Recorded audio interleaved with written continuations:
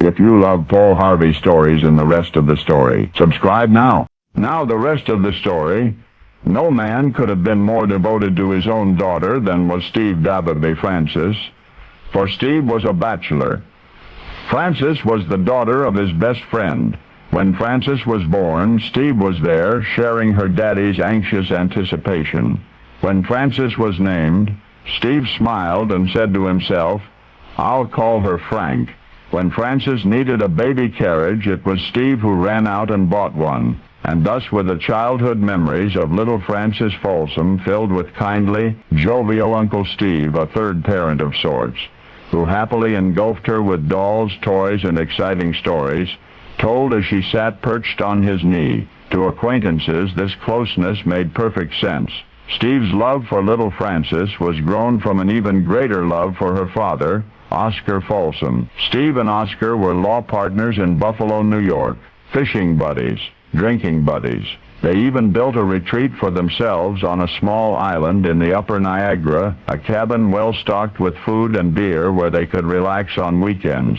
They were certain their friendship would last forever, and it did, and it did. By July 21st, 1875, little Frances celebrated her 11th birthday. 2 days later, her daddy, Oscar, was riding in a buggy when, in a freak accident, he was thrown from the buggy and killed. He had left no will. Steve, grief-stricken, became administrator of the estate. In effect, he also became Frances's guardian, making certain of the health, safety, and superior education of his best friend's little girl was the least he could do. Frances grew into a young lady of whom her real father would have been very proud. But now the pride was all Steve's.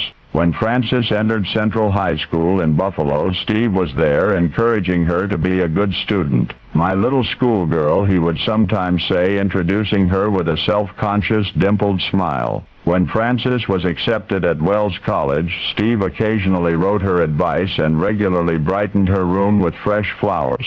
The respect, admiration, and affection he felt for her were returned. Ever since Frances was small, Uncle Steve had been her hero. How wonderful, honorable, and highly principled he was, a man who slew modern-day dragons and made the world a better place for his presence in it. So Frances was 21 and Steve was 49, but on Wednesday, June 2nd, 1886, she came to his home and there became his bride, and thus made history. For theirs was a lifelong love, one that began the day Frances was born, a happily ever after that always was. And this one thing more, the wedding of Frances and Steve was one of only 2 times that a United States president has been married during his term of office.